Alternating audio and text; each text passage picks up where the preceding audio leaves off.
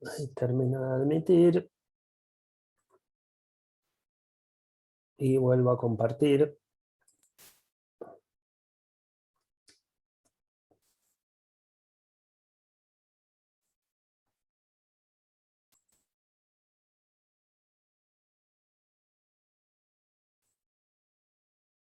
Ahí está.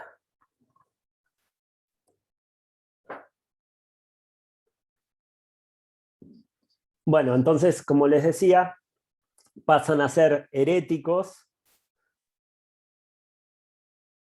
herejes, todos aquellos que no acepten esto, que el cristianismo va a ser ya no solo la religión oficial del imperio, sino la única religión admitida en el imperio. ¿Sí? Entonces, por eso ahora lo podemos denominar ya el imperio cristiano. O sea, de ser, como titula su libro Rubén, el movimiento antiimperial de Jesús, asesinado por el imperio en el año 33, pongámosle, si fuera la fecha, acá en el 380, es decir, 350 años después, pasa a ser el imperio cristiano. Esos que lo mataron ahora lo pasan a tener a la figura de Jesús como el Dios único.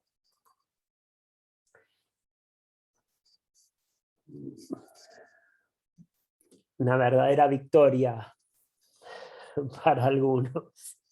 Bueno, sin embargo, el cristianismo nunca va a renunciar, o sea, toda esa raíz que existía profética, de liberación, de lucha por la igualdad, nunca va a dejar de existir a lo largo de la historia. En algunos momentos pudo estar más aplacado, más perseguido, más dormido, pero siempre va a resurgir. En distintos momentos de esta etapa de la cristiandad y luego en la Edad Moderna y luego ya contemporáneo a nosotros,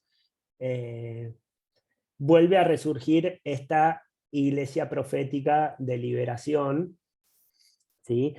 Rescatando el mensaje originario, ya, no solo de Jesús, sino el mensaje originario de la confederación de tribus de Israel, o sea, mucho antes, que era lo que Jesús había retomado, ¿no? A ver, entonces, el cristianismo pasa de ser perseguido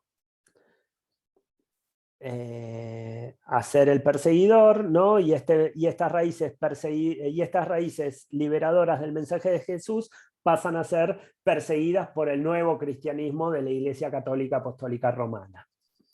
Sin embargo, el germen de la liberación lo siguen teniendo adentro, ya vamos a ver cuándo va apareciendo.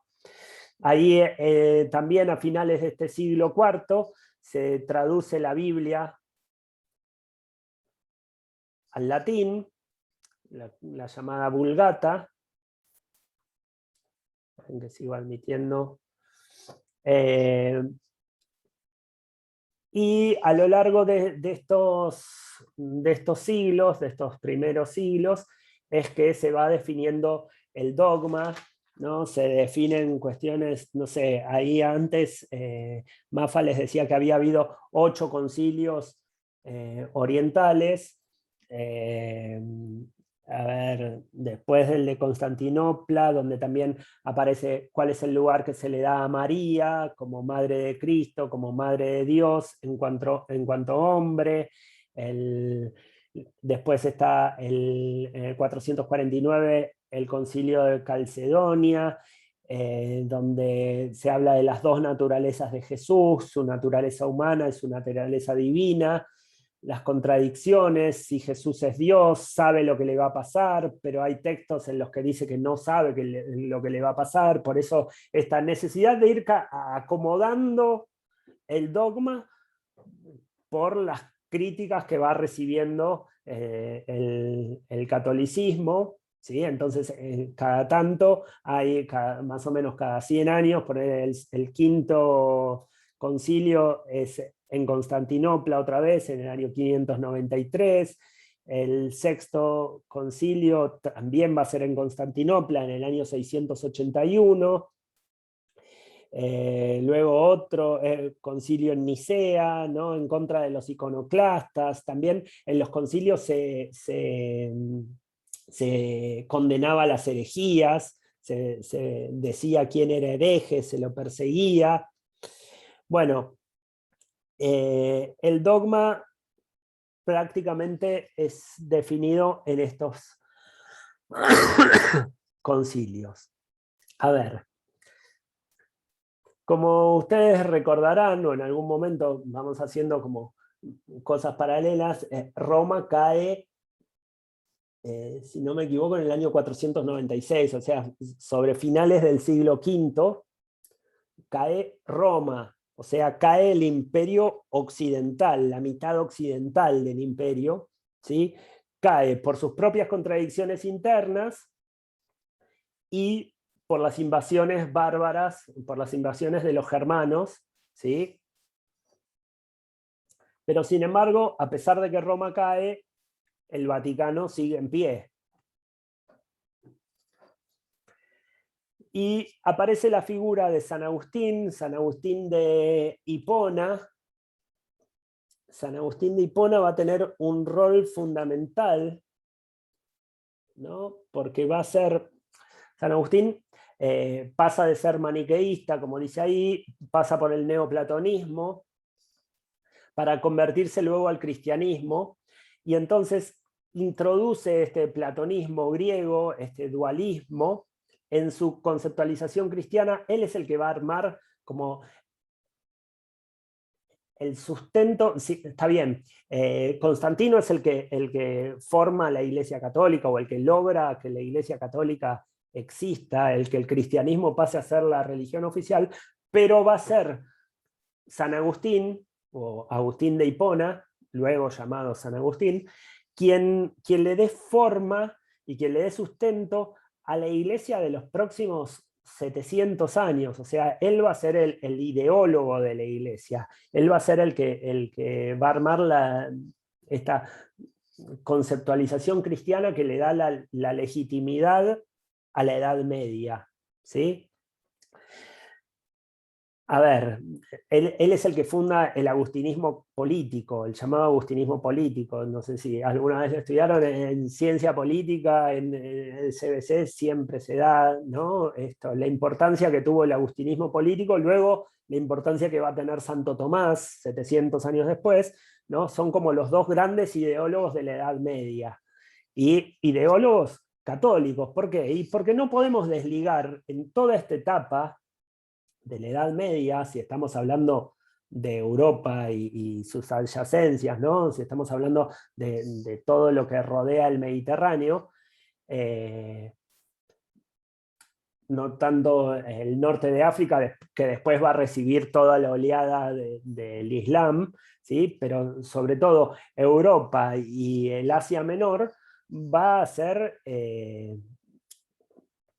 dominada por el feudalismo, que está totalmente ligado, totalmente, no se lo puede despegar al feudalismo del poder romano, del poder del Vaticano, del poder de la Iglesia Católica. A ver, ¿qué es lo que dice Agustín? Agustín dice que el caos es causado por los hombres, o sea que toda esta crisis que está viviendo el Imperio Romano es culpa de los hombres, que son pecadores, porque a pesar de haber sido creados por Dios, eligen mal, y además fueron concebidos por un pecado. Entonces, dice, los hombres tienen dos gracias, tienen la gracia suficiente, pero no es suficiente la gracia suficiente. Necesitan además la gracia eficaz, o sea, necesitan una ayudita de Dios para hacer las cosas bien, para obrar bien. Porque con la gracia suficiente se equivocan porque fueron concebidos por un pecado. ¿Sí? Esto muy resumida. Piensen que estamos tratando de dar una clase que abarca 1000 años, ¿no? O más de 1000 años, 1500 años, en 2 horitas, 2 horas y algo. Bueno, entonces esto muy resumidamente lo que les puedo decir, si después quieren, van a los textos de Rubén, donde está mucho más desarrollado. En el libro de las 2 iglesias hay un capítulo dedicado a esto, a la iglesia de la cristiandad, pero acá lo que les puedo decir resumidamente es esto: el problema es el pecado original, el problema es que el hombre se equivoca, necesita la iluminación, necesita la ayuda de Dios para obrar bien.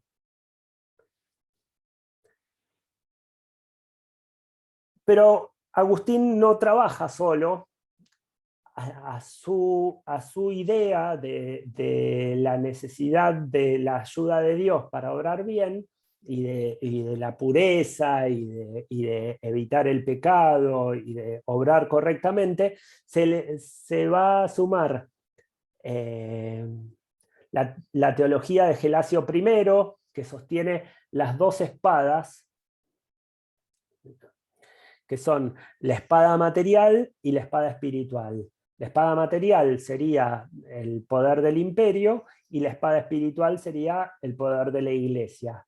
Dice que igual siempre, por más que vayan juntas las 2 espadas, siempre la espada espiritual, o sea, el papa, tiene que estar por arriba del emperador, ¿sí? La fe tiene que estar por arriba de la política, ¿sí? Pero estas 2 espadas actúan juntas. La preeminencia es del espiritual. Esta alianza sacerdocio e imperio es lo que sostiene el agustinismo político. El poder tiene que estar fuerte, tiene que estar centralizado, tiene que ser absoluto el poder del imperio, y siempre dominado por la iglesia, o sea, por el papa. De esta alianza entre la religión y el Estado va a haber 2 corrientes, ¿sí? Que son las que figuran ahí debajo con las flechas: la teocracia y el cesaropapismo, que viene a ser más o menos lo mismo de la disputa cuando les hablaba antes del monárquico sacerdotal o el sacerdotal monárquico. ¿Quién tiene la preeminencia final sobre el otro? ¿No? En la teocracia, el que ejerce el poder religioso, el papa, ejerce el poder político, es decir, se concentra el poder en la parte religiosa, y en el cesaropapismo, el que tiene el poder político, ejerce el poder religioso. Para Gelasio I, como les decía antes, la espada espiritual está por encima de la espada material. Piensen esto, estamos hablando de un momento de crisis del imperio, donde cae Roma, cae el imperio romano de Occidente, ¿sí? Solo se sostiene Constantinopla. No les hablé antes de Constantinopla. Constantinopla, que era Bizancio, a partir de Constantino dice, bueno, es tan grande el imperio que tengo que hacerme fuerte en la otra punta, porque él venía de dominar la parte francesa del imperio, y dice, tengo que hacerme fuerte allá, no tengo nadie allá, no tengo gente leal, no tengo... Entonces pone mucha guita para desarrollar Constantinopla, que pasa de ser una ciudad pequeña. Piensen que más o menos en esta época Bizancio tenía una población que no llegaba a los 100.000 habitantes, y Roma tenía una población que superaba el 1.000.000 de habitantes, ¿no?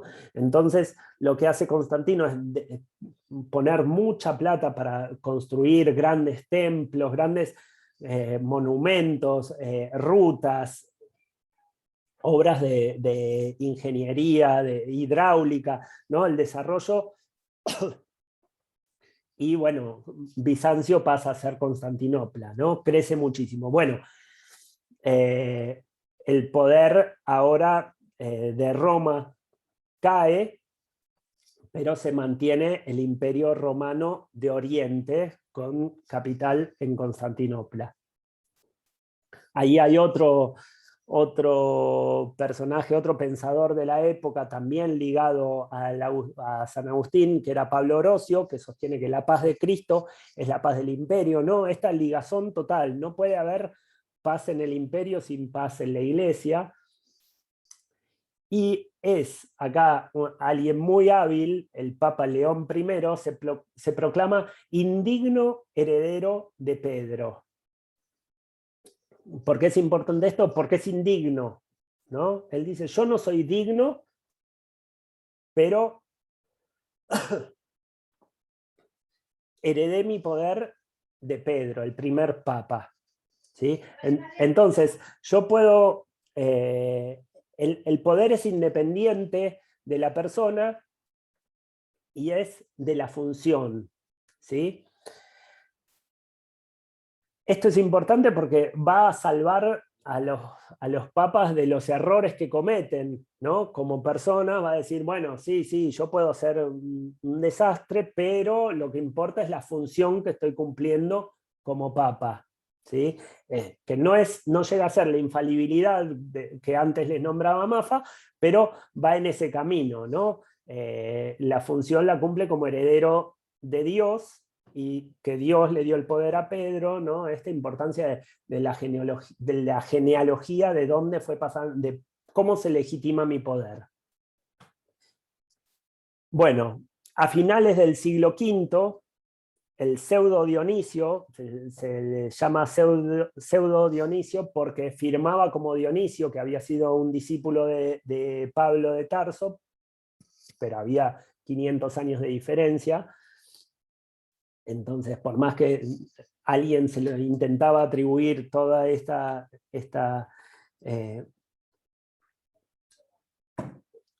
cosmovisión, se le intentaban atribuir al Dionisio el Areopagita, pero luego se descubre que no era, que no podía ser, que era incompatible cronológicamente. Pero lo importante que hace que firma con el nombre de otro, es que elabora una cosmovisión que da forma a la nueva sociedad feudal. Lo que hace él es copiar, replicar el orden del cielo en la tierra. ¿Sí? La jerarquía de celeste, la jerarquía, a ver, creo que acá abajo lo tengo, ahí está. Entonces, ordena totalmente la sociedad jerárquicamente, donde arriba de todo está Dios, está la luz, el bien, ¿no? Y luego vienen los órdenes angélicos, ¿no? Los serafines, los querubines, los tronos, por debajo de ellos las dominaciones, las virtudes, las potestades, por debajo de ellos los ángeles, los arcángeles, los principados, por debajo de ellos el Papa, el obispo de Roma, por debajo del Papa los obispos, por debajo sacerdotes, presbíteros, diáconos, por debajo el emperador, por debajo los príncipes, por debajo la nobleza, por debajo el pueblo y último los esclavos. ¿Sí? Entonces, esta es la nueva cosmovisión impuesta en este siglo V, que va a dar legitimidad a los próximos 1000 años de feudalismo. ¿Sí? El mundo está organizado de esta manera, jerárquico. Todo viene de Dios, desciende por los ángeles, desciende al Papa, desciende a la Iglesia, y luego al emperador, y luego todo, ¿no? Esto legitima el orden feudal. ¿Vamos bien? Esperen que me tomo un mate. Vengo de estar difónico 10 días y esta clase no me ayuda. Bueno, sigo. Ahí yo antes les había nombrado que del agustinismo político surgen estas dos corrientes, estas dos interpretaciones de quién va a detentar el poder. Bueno, ahí lo primero que viene es el césaropapismo, cuando en el año 800 es nombrado Carlomagno como emperador, Carlomagno va a pretender detentar todo el poder, ¿sí? Somete al poder del Vaticano debajo de su propio poder. Él tiene el poder de designar obispos, él va a ser el vicario de Dios en la tierra. Esto, obviamente, con una resistencia por parte del Vaticano, que no quería someterse al poder del emperador. Pero bueno, en distintos momentos las disputas internas van haciendo que el Vaticano también esté más débil, entonces, y a lo mejor necesita tanto del poder del imperio, ¿no? Del poder del emperador, entonces se puede dar el lujo de someterlo. Bueno, esto es lo que sucede con Carlomagno, ahí en el siglo IX. Luego, en el siglo XI, va a venir la respuesta de la Iglesia, o sea, se forma como estos tres son sacerdotes: Hildebrando, Federico de Lorena y Humberto de Silva Cándida, que logran recuperar el poder de la Iglesia que había perdido frente al poder político de Carlomagno, ¿sí? Entonces, se dan las reformas gregorianas. Bueno, uno de estos tres sacerdotes, Hildebrando, que ya era obispo, pasa a ser el Papa, Gregorio VII, y proclama un decreto que se llama el decreto Dictatus Papae, que establece que solamente el Papa detenta la totalidad del poder. Solo el Papa puede llevar las insignias imperiales, solo al Papa se le puede besar los pies los demás príncipes, y solo el Papa puede deponer al emperador. O sea, obviamente, esto se da también por un momento de debilidad de los reyes y los príncipes. Piensen que acá Roma ya no era imperio, ¿sí? Acá, bueno, Carlomagno es un comienzo de un reinado grande, pero después se va a dar el Sacro Imperio Romano Germánico, ¿sí? Alrededor del año 1000. Y bueno, acá es que es fundamental el poder del Vaticano en ese Sacro Imperio, y es cuando el Vaticano logra imponerse por sobre el emperador. Este Dictatus Papae deriva en la lucha por las investiduras, ¿no? Es una disputa justamente entre dos aliados por la dominación: el imperio o los reyes, las monarquías, y el Vaticano, el sacerdocio, la lucha por las investiduras, y es finalmente el Papa Inocencio III quien logra imponerse al emperador con el título de Vicarius Christi y la teoría de Translatio Imperii, que lo que sostiene es que siempre era, piensen en esto, en la herencia del poder, en de dónde viene la legitimación del poder, ¿sí? Entonces dice que el poder griego, que había pasado a los romanos, que luego pasó a los francos, que luego pasó a los alemanes, y ahora le correspondía al Vaticano, que había sido una herencia directa. Bueno, obviamente los monarcas también sostenían, o sea, querían esgrimir ese mismo Translatio Imperii para decir, no, el poder es nuestro. Bueno, hay momentos de debilidad.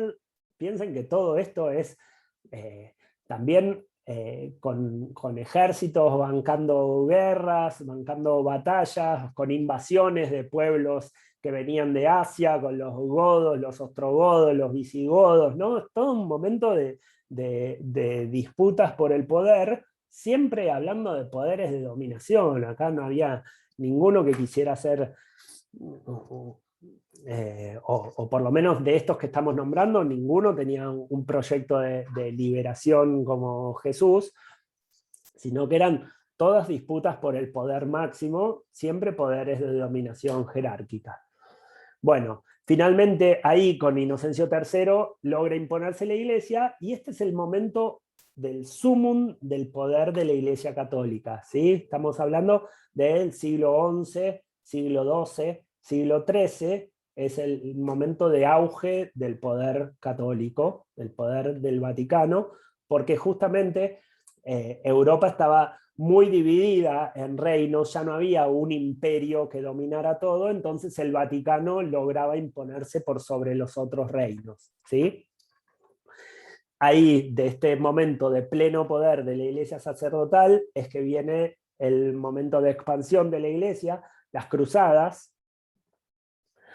Supongo que habrán escuchado hablar de las cruzadas, donde lo que busca el Vaticano es recuperar Tierra Santa, buscan el Santo Grial, buscan el Santo Sepulcro, ¿no? Quieren dominar la Palestina y mandan ejércitos, que muchas veces estos ejércitos son de los obispados.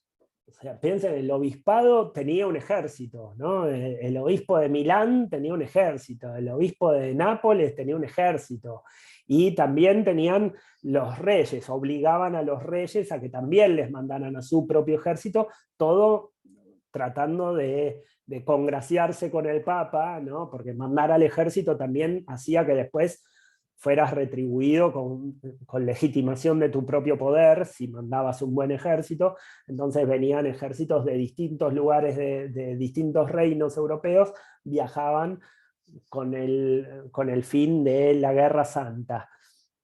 Se justifica la matanza de infieles, dicen que eso no es un pecado, matar infieles, ¿sí?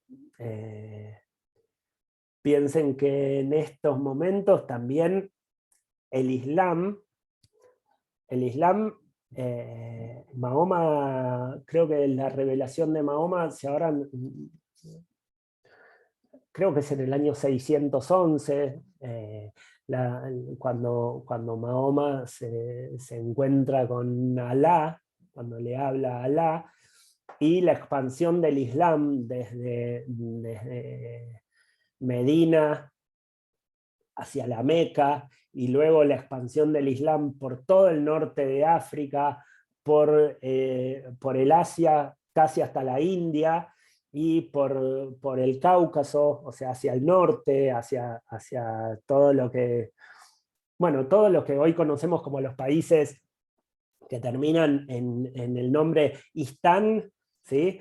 Todo eso fueron los lugares donde se expande, ¿no? Turkmenistán, Afganistán, Pakistán, En el Uzbekistán. 610 fue la Bueno, por revelación. eso, bueno, 611, era ahí, qué sé yo. eh, Todo eso era, la expansión que tuvo el Islam fue muy rápida en esos años, entre el 611 y el 730. Bueno, el Islam llega a invadir hasta Francia, o sea, avanza por todo el norte de África, invade lo que hoy es España, ¿no? Toda la península ibérica, y sigue subiendo hasta la derrota, creo que es en la batalla de Poitiers, en el sur de Francia. Bueno, todo es en paralelo a esto que estamos relatando en este momento. O sea, esto era un momento de mucho conflicto, muchas batallas, había que estar preparado por todos los frentes, porque en todos lados había conflicto, ¿sí?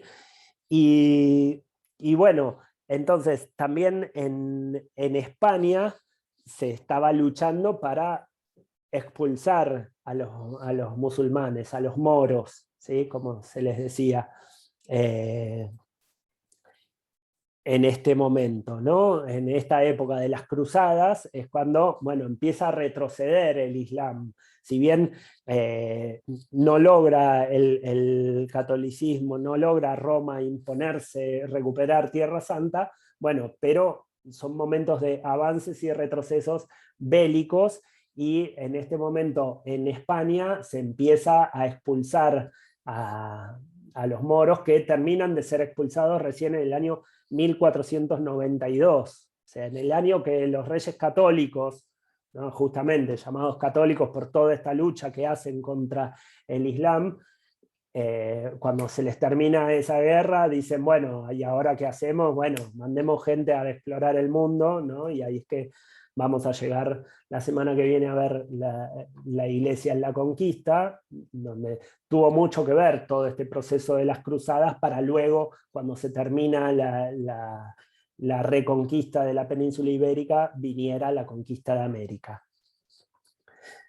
A ver, no es que no se justifican para nada las cruzadas, pero imagínense todo este proceso histórico que acaba de relatar el profe Ezequiel, que le costó, digamos, al catolicismo consolidarse en el poder, de golpe se ve amenazado por el avance del Islam. Entonces, como que de alguna manera, una vez que ya estaban consolidados en el poder, tenían que defenderlo de alguna manera. Por eso surge, digamos, de algún modo este recrudecimiento y que tengan ejércitos, digamos, en todos lados, porque ya su organización era un modelo copiado del Imperio Romano, entonces ya tenían esta forma, digamos, de organizarse a modo de ejércitos, ¿no? Perdón, ese. No, suma. Bueno, ahí en esta, como les dije antes, el que mucho abarca, poco aprieta, ya empieza a ver las crisis internas otra vez en la iglesia y en el imperio, o en la iglesia y en las monarquías, ¿sí?, en la iglesia y en el feudalismo. Es que empiezan a resurgir los movimientos heréticos, los movimientos de resurgimiento de la iglesia profética popular. Ahí yo les nombro, figura ahí como el periodo 8, siglo XIII, el movimiento franciscano, que es fundado por Francisco de Asís, que no es lo mismo que la orden franciscana que después conocimos. La orden franciscana es lo que permitió a la iglesia que sobreviviera de ese movimiento, que era radical revolucionario, el movimiento de Francisco de Asís. Logran convertir su figura en un, no sé, un pseudo hippie al que se le paraban los pajaritos en los hombros, ¿no? Pero no era solamente eso Francisco de Asís, era amor, pero era lucha total contra lo que se había dado de esta iglesia monárquica sacerdotal, ¿sí?